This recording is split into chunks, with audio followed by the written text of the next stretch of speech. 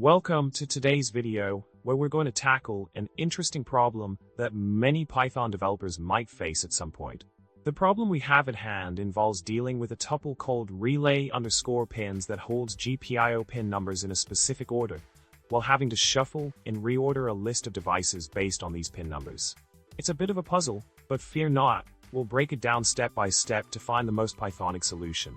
Let's dive into the solution provided for this problem.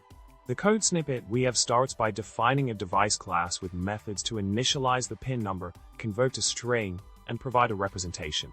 Then, we have the relay_pins tuple which holds the GPIO pin numbers in a specific order. The MRE function creates a list of device objects based on the relay_pins, shuffles them, and returns the list. The main function calls MRE to get a shuffled list of devices, and then sorts them using the relay_pins index as the key. The result is a list of ordered devices printed to the console. Continuing with the solution, the beauty lies in the usage of the sorted function with a key function that leverages the relay_pins index.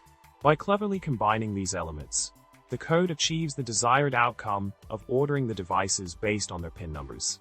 This approach elegantly solves the problem of reordering the devices according to the predetermined pin number sequence, ensuring a clean and efficient solution.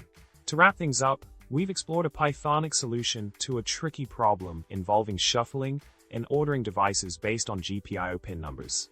By leveraging the power of sorted in a custom key function, we've successfully tackled the challenge in a concise and effective manner. I hope you've enjoyed unraveling this coding conundrum with me today. Remember to like, subscribe, and comment below with your thoughts or any coding jokes you might have.